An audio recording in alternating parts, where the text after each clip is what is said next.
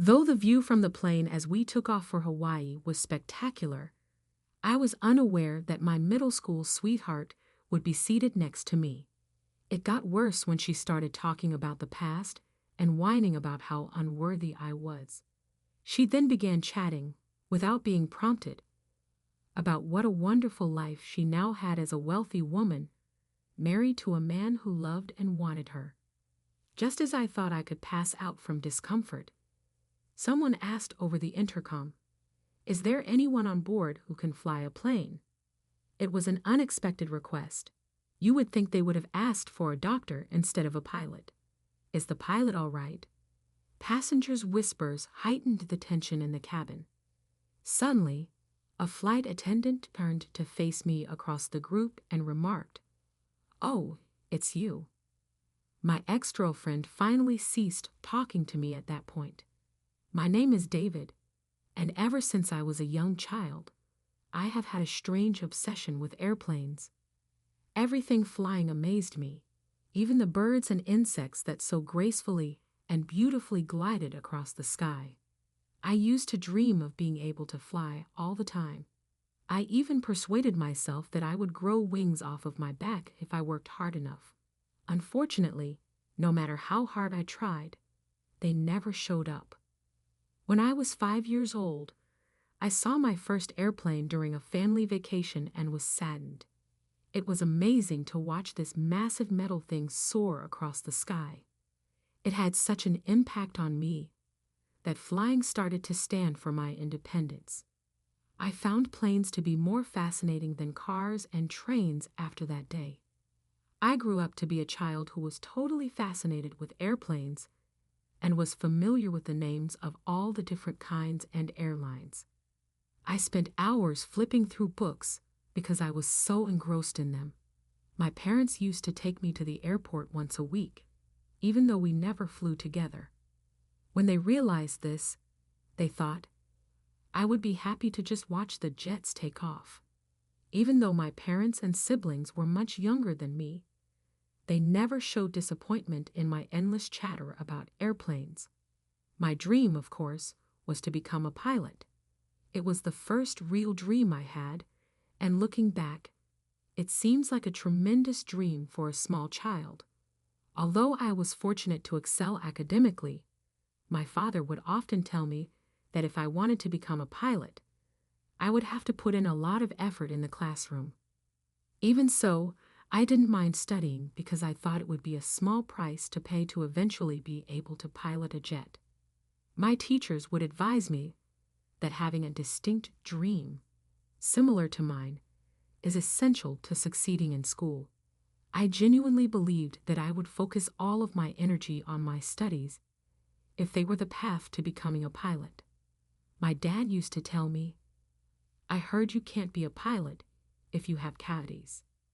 After that day, I washed my teeth harder than anybody I knew, possibly to the point where I became an excellent dental hygienist. It turns out that's not true for all pilots. Only those flying certain combat aircraft have to worry about cavities due to the impact of air pressure. But I didn't give a damn. If I had known that becoming physically fit was a prerequisite for becoming a pilot, I would have upped my exercise routine. While most youngsters played during their childhoods, I was infatuated with airplanes. I started to really explore being a pilot when I started middle school. I reasoned that if I didn't attend a prestigious high school or college, I wouldn't have a chance of flying. So I remained dedicated to my studies and physical training. The change to middle school brought with it new challenges in terms of friendships. I made an effort to get along with everyone and avoid making enemies. I also shunned social interactions with people that brought unnecessary drama into my life. I wanted to get in touch with as many people as I could so that I could grow and absorb their knowledge. It's a little awkward to admit, but I really began to gain popularity with the girls during those years. It was a strange feeling.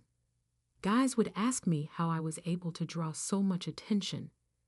But since I wasn't aiming to become famous, I never knew how to reply. Amidst all of this, the most attractive, and popular girl in our grade, Angelina, expressed her emotions for me and asked if we might go on a date. Teachers and students alike looked up to her, so I was shocked when someone like her expressed interest in me. I said yes without giving it any thought. It was my first dating experience, and I had no idea how convoluted things would get. Angelina proved to be far more demanding than I had anticipated. Whenever I spoke with a stranger, regardless of gender, she would become agitated. Frequently, I would find myself purchasing her items only to satisfy her. She even demanded that I remove the contacts of other females from my phone and that I replied to her texts right away. Angelina was a very conceited person who didn't often consider anyone else except herself. She would say things like, "I want you to be the perfect boyfriend," out of the blue, and her expectations began interfering with my study and workout schedule. She even went so far as to say, "You're paying for our dates." Of course, as she insisted, I spend every weekend with her. Making your girlfriend pay is impolite. She had quite high aspirations for a middle schooler. Being with Angelina became increasingly oppressive over time.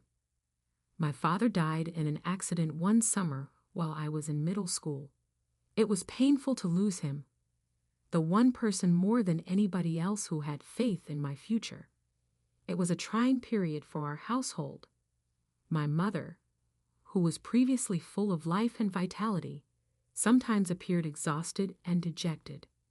I wanted to help her, but I was so overcome by my own sorrow that I found it difficult to be of much use. Grief engulfed our home as we all mourned the guy we all held in such high regard. My father's passing meant that we all had to put in more effort to continue forward. My younger brother needed to be taken care of by me, so I stepped in naturally. Once my stay-at-home mother started working outside the home, I had to give up the time I would have spent studying or practicing my sport. But it was a necessary compromise. I didn't mind because supporting my family came first. Naturally, I started to see less of Angelina as well as suffer from poor academic and athletic performance. She confronted me one day and demanded to know why I hadn't communicated. Her attitude astounded me. When I recounted the circumstances facing my family, she asked, "So what if your mom's working? You don't need to look after your brother because of that. When she goes home, she can deal with that." That she could be so inconsiderate appalled me. She felt ignored, and I couldn't believe how self-centered she was at a time when my family was mourning my father's passing. That was the last straw. I don't need a girlfriend who can't show any compassion during tough times. I informed her, and we ended our relationship. I didn't want to put my emotional well-being at risk for someone who was so heartless. But when we went back to school, Angelina made things up and said that she had broken up with me. She also disparaged me in front of everyone. I could see her genuine colors, yet I couldn't help but feel uninterested in anything, bearing the brunt of my family's predicament. I contemplated dropping out of high school and getting a job to support myself. My mother was opposed to the plan, but she eventually gave her blessing to me in tears. I reasoned that since I was skilled in both physical labor and research, I might find employment utilizing both abilities. When Angelina learned that I had no intention of attending high school, she intended to make fun of me. On graduation day, she asked in jest, "You're not going to high school?" I answered, "Yeah," and tried to put it out of my mind without even glancing at her. She said, "In this day and age, not going to high school. From behind, you must have very modest goals in life. You'll spend all of eternity at the bottom." I assumed that would be my final encounter with her. I decided to ignore her and leave the school, as there was no sense in getting worked up about someone like her. After some time had passed, I was now going through the routine processes for a domestic flight. I was going to Hawaii on a personal trip. Since I had never gone to Hawaii, I must say that I was rather eager. Hawaii has always seemed to me to have stunning beaches and really delectable cuisine, but I had never managed to make the trip there. The notion of going alone was a little intimidating. Even when I considered going, I saw myself being confused about where to go and probably simply remaining at my hotel. This time, though, I had purpose. I was going there to celebrate a buddy of mine's restaurant opening. My plans to have a friend show me around also helped ease my anxiety about sightseeing. I was ready to take my time and savor the experience. For once, to be honest, I was ecstatic and felt like a kid again. I found myself enjoying the cabin's well-known pre-flight buzz as I took my seat. I've always taken solace in the small pandemonium that exists before departure. I tucked my carry-on under the seat and lost myself in the scenery beyond the window. From this vantage point, the earth appeared different even before the jet lifted off, something you can't see anywhere else. With a view that was unobstructed, I was fortunate enough to secure one of the nicest seats, which was somewhat away from the wing. It was incredible. Just before takeoff, my thoughts started to wander, picturing the breathtaking vistas beyond the clouds. The plane was filled with people and nearly completely booked, yet the seat next to mine was still vacant. I pondered whether I was lucky to have additional parking or whether someone else had reserved it and was simply running late. In any case, my emotions were conflicted. It felt a little self-centered to relish the vacant seat given how packed the aircraft was, but I wasn't griping. I ignored the uneasiness for the time being by staring out the window. All of a sudden, whoosh! Someone scurried to take the seat next to me, and there was a loud noise.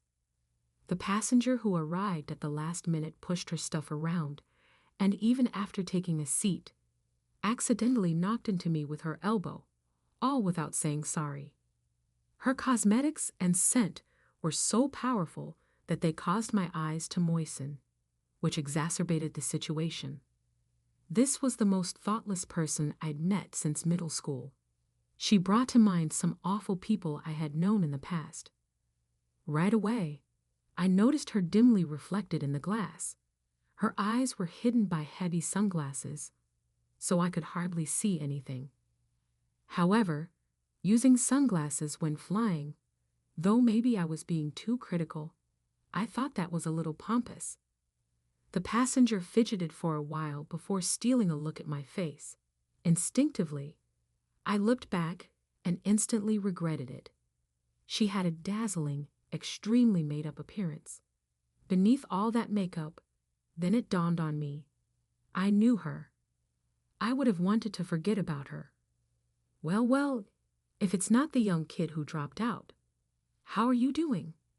Her speech chilled me to the bone, and I couldn't help but worry if this was the beginning of the end of my journey.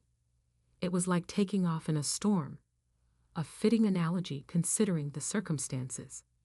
Observing my lack of response, she went on, "Have you forgotten about me? You must not have forgotten how I broke up with you." Right when she removed her sunglasses, Angelina from middle school was there. Her countenance remained as stunning as I had recalled, but her disposition was unaltered in every way. Isn't it the time since graduating? It's been a long time. I never imagined that of all people I would run into you here. Take off on an aircraft for an outcast such as yourself. How audacious. Or perhaps you're off to board a boat that fishes for tuna, she scoffed. Angelina had not altered in the slightest.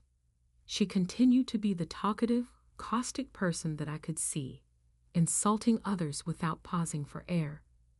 She was still as good at making fun of people as she ever was, almost as if she didn't breathe in between sharp comments.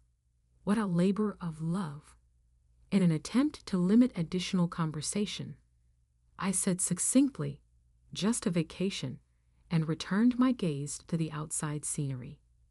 The individual seated beside me was the reason my otherwise enjoyable flight was rapidly turning into a nightmare. As the plane ready for takeoff, to be honest, at this moment, I would have liked to sleep soundly on the wing. It was obvious Angelina wasn't pleased with my aloof demeanor. She gave an audible huff and went on a diatribe about how horrible I'd been as a partner, how much more attractive her high school boyfriend had been, and how her time with me had been a terrible waste. She simply continued waiting for a response. Angelina had apparently married into riches after high school, but I wasn't really paying attention to her narrative. So that's all I could recall. After winning the lottery, she was currently enjoying an opulent vacation to Hawaii, enjoying the resort. I'm staying in a fancy hotel you could never afford in your lifetime, she grinned smugly. It appears like her spouse is utterly enamored with her, going above and beyond to ensure her happiness. Well, that's excellent for him, I thought.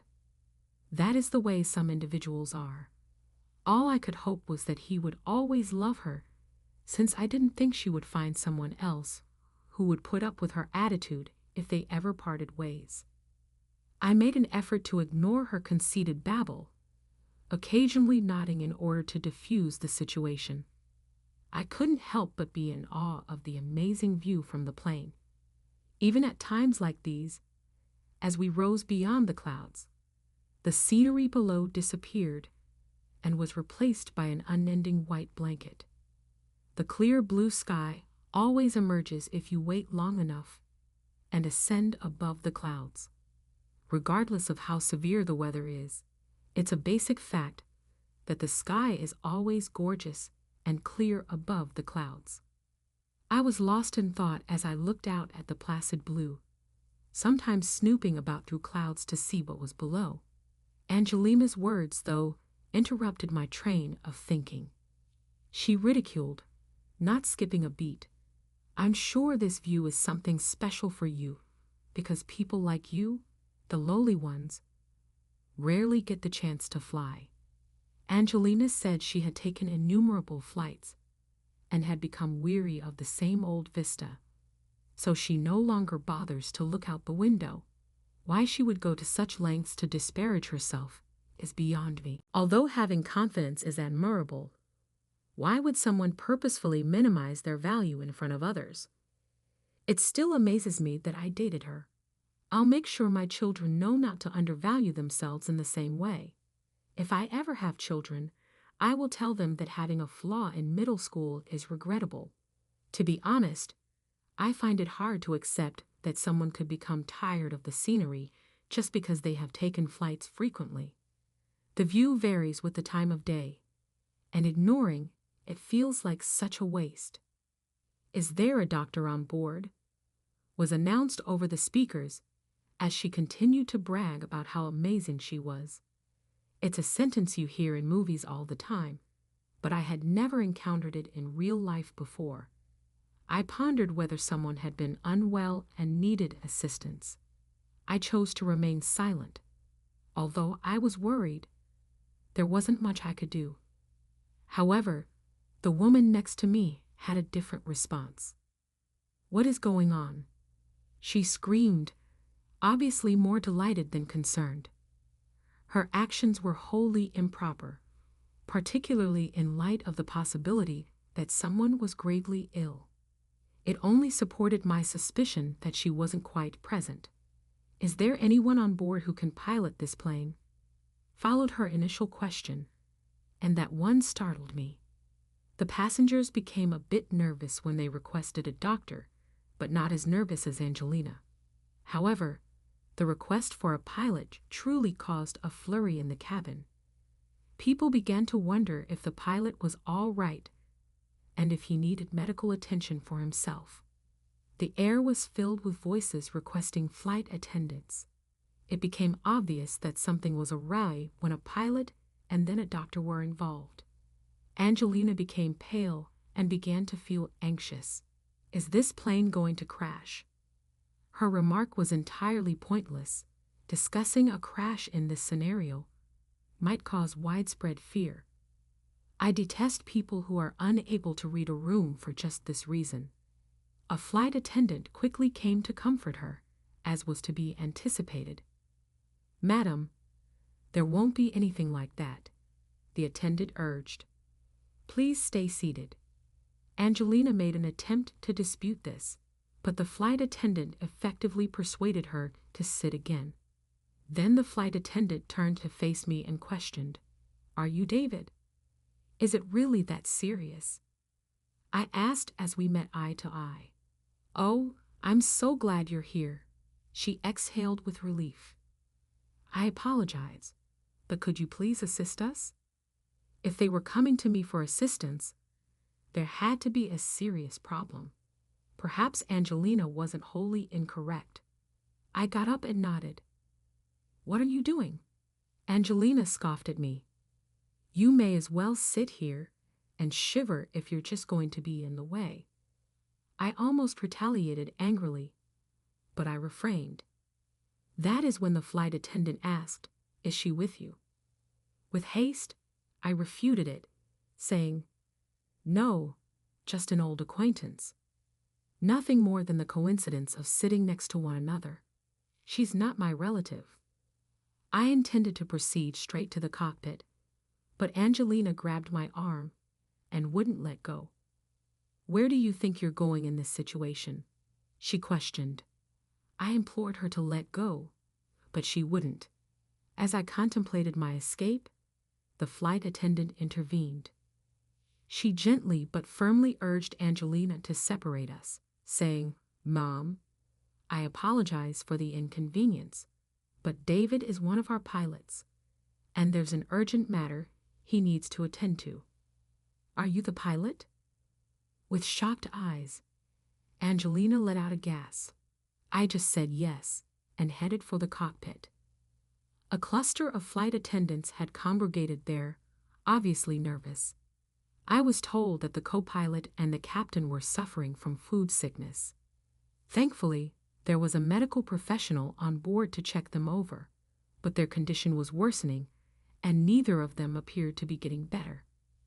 Due to these conditions, it became evident that piloting the aircraft would be challenging, which prompted the previous urgent notice. Perhaps this was an inevitable circumstance due to the fast onset of acute gastroenteritis. But for both the captain and co-pilot to contract, it seemed like a strange sort of miracle or bad luck. The likelihood of that happening was quite low. Familiar faces gathered around the cockpit, and they said, "Wow, how lucky that David's on board too." As soon as they spotted me with two pilots becoming ill, a doctor on board, and even another pilot in attendance, it seemed as though a lifetime's worth of luck had been expended on these unbelievable odds. The co-pilot's symptoms were not as bad as the captain's, but he was still hardly able to carry on a conversation. According to the doctor, his face was drenched in sweat, and he seemed gruff. After figuring out how to contact the control tower, I settled into the cockpit. The suspense and thrill never grow old. It always makes me feel pressured to protect the lives of my passengers. When I initially started flying, I used to become so anxious about that obligation that I felt like throwing up. However, I also got to see incredible vistas that are only accessible to pilots. The surroundings were illuminated by the sun's warm rays, while the dense clouds overhead created a lovely, tranquil background. There's an excitement about it that only a pilot can truly understand. It's pure bliss for me up there, and I frequently wonder if some hormone kicks in and floods my head. When I first brought up this sensation to a flight attendant, she dismissed it as odd, but I can't help but feel sorry for Angelina. Despite never having seen such images, she had become weary of them all. When the jet landed in Hawaii, all the crew and passengers were safe. The attending physician joked that everyone would have ended up in the hospital if he had been alone. The captain and co-pilot went to the hospital immediately after landing. Even though it was a bad idea, it appeared he was only trying to express his appreciation. The landing was an important event, even if the firm considered it a success. I was so overwhelmed with paperwork when I got to Hawaii that I didn't finish until dusk. I drove cautiously and hurried to my friend Thomas's news store as scheduled. There were many people in the store, and when Thomas spotted me, he smiled and patted me on the back, saying, "Glad you made it." He was aware of my day spent piloting a passenger aircraft. Whence did he obtain such information? I chose to explain because he knew, even though I hadn't intended to share. After giving my back a little pat, I took a seat and recapped the day's happenings. What a fantastic story. Time flies. I can't believe you've been retired for 5 years. Thomas chuckled. From behind me, a soft voice said, "Are you friends with the owner?" I turned and saw a smiling, distinguished gentleman standing next to Angelina. "He's a regular here. He was my wingman back in the service," Thomas retorted. This guy, who was assigned to the 4th Air Wing of the 11th Flight Squadron at Langley Air Force Base, was excellent. I was afraid the man might not understand, yet his eyes lighted. He questioned, "Wait, you mean the Blue Angels?" It came out that, like me, he had once dreamed of being a pilot, but had to give up after an accident as a youngster that almost cost him his eyesight in one eye. He appeared to be a real aviation aficionado, as seen by his extensive knowledge of airlines, planes, and military branches. Even though I was there for Thomas's celebration, I found myself interacting with him since I hadn't seen someone so enthusiastic about aviation in a long time. When Angelina broke off our animated talk, the man excitedly expressed his appreciation for the Blue Angels and their amazing air performances. "Pardon me," she softly interrupted with a scratch to her head. The guy apologized and seemed a little ashamed. I refrained from commenting because it appeared from their interactions that they were a couple. He became much more interested in me as we spoke and found out that Angelina and I went to the same middle school. He then barraged me with inquiries. "So, what are you doing now?" "I'm a commercial pilot," was my response. He seemed perplexed. Given that Thomas and I are military pals, that makes sense. "I assumed you would like to pilot fighter aircraft. I had a car accident that prevented me from flying fighters anymore, but I still loved aviation, so I transitioned to commercial flying." I described my accident from 5 years ago. I was hit by a car that ran a red light when I was crossing the street. Although the motorist was preoccupied, I was compensated and chose to let the incident go. Regretfully, I broke my left leg and had to spend a lot of time recovering, which prevented me from completing the required number of flight hours to maintain my pilot's license. Due to the accident, I was unable to continue flying high-demand aircraft. I was heartbroken since I had always wanted to fly, and my late father had always encouraged me to pursue this ambition. "The past is the past. Don't dwell on it," he would often say. "Now just get it your all." The higher-ups advised me to switch to a paperwork role following the accident, but I was unable to give up flying. I thus made the move from the military to the commercial sector. I had many obstacles to overcome in my journey to become a commercial pilot, but I persisted because I belonged in the sky. "Wow, I've never met anyone as incredible as you," Angelina's husband exclaimed when I finished telling my tale. "Your story is really impressive. Would it be okay if we stayed in contact?" I felt compelled to comply with his sincere request as he took out his phone. To be honest, it felt fantastic to receive compliments. We were deep in conversation, talking about aviation, and Angelina was getting more and more distant. After Angelina's husband introduced himself as Owen, I soon discovered that he was a well-known real estate agent with a number of homes in Hawaii and other coveted vacation locations. I had been a little dubious of Angelina's statements about marrying into riches, but it was evident from his reputation as a prosperous and accomplished businessman that she was right. When Owen made it his mission to remain in touch with me after our first encounter in Hawaii, sending me frequent emails, I found him to be an honest, straightforward man with an excellent sense of detail. He seemed to be someone who was trusted and respected by everyone around him, and he didn't put up with any misconduct at all. This got me wondering, how could a man with such discernment choose Angelina to be his life partner? I could not shake the feeling that she had somehow used him as a pawn in order to get married. Angelina texted me one day, saying, "Please never tell." My husband, whom I had dated back then, had no idea about my past with Angelina. I couldn't help but think about the implications of her message. Don't put my happiness in danger. It was evident that she wished to conceal her background from Owen. Although I didn't want to get back involved with her, I couldn't shake the thought of what would happen if I told Owen the truth. Angelina probably realized she hadn't been totally honest with me in the past, but it was a difficult situation. I didn't think what happened on the plane was the only reason her character had altered. If she had gone to such pains to marry someone wealthy, it seemed she had played her cards right, and I was afraid to be the one to spoil it all. However, when I contemplated this, I found it somewhat humorous. I felt certain that Owen would eventually discover Angelina's true identity, even if I chose not to reveal it.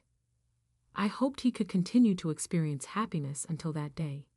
In response to her message, I simply replied, "Understood." That was the last I heard from her.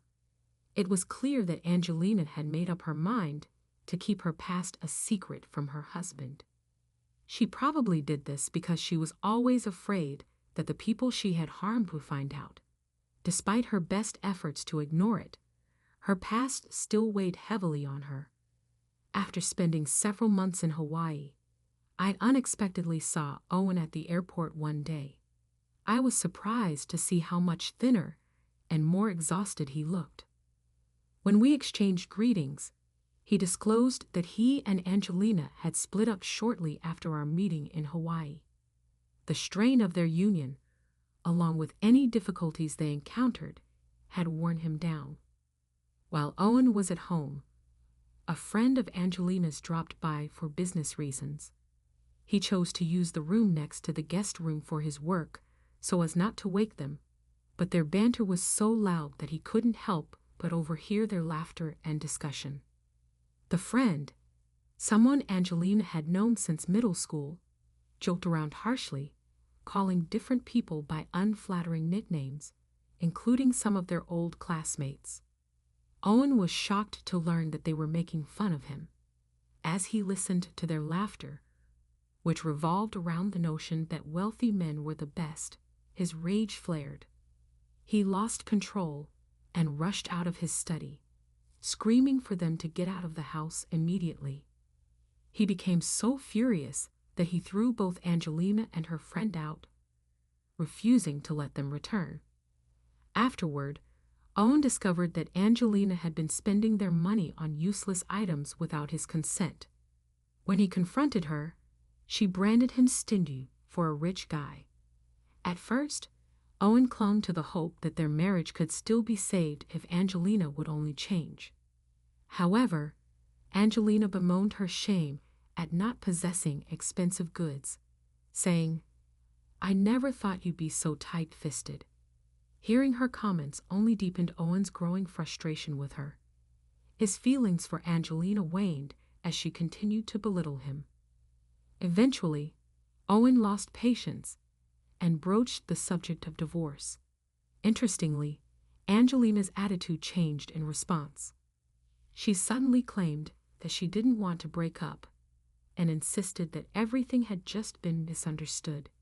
It seemed she thought Owen wouldn't give the divorce any real thought. At that moment, he saw that she was thinking only of herself.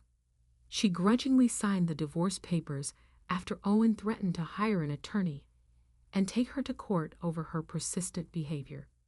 After arguing for a while about how to divide their possessions, Owen finally revealed that everything had just been resolved. He sighed heavily, thinking, "I thought she was a wonderful woman, but I never expected her true nature to be like that." I couldn't agree more. Looks weren't the issue. Even if it's typical for attractive individuals to gain fame when they're younger, living with someone whose personality doesn't mesh well with yours can be a significant hardship as an adult. Following their split, Angelina moved back to her hometown to live with her parents and assumed the role of a stay-at-home wife. She was living frugally and struggling to find work, especially since she was being asked to pay back the money she had wasted. I could identify with Owen when he said, "What goes around comes around." Angelina always made it seem like she was better than other people, and now it seemed like karma was coming back to haunt her. Having heard Owen's story, I'd bid farewell to the airport and departed. Stepping outside, I looked up at the sky. Though it was overcast, I knew that the endless blue sky was visible above those menacing clouds. I considered how pilots are able to see things from the cockpit that are not available to everyone else. If Angelina could see such beauty, perhaps she could find her humanity again. Being a pilot has its challenges, but the inspiration from breathtaking landscapes makes it all worthwhile. I was inspired to keep going today, eager to explore more beautiful scenery and make sure my passengers were secure.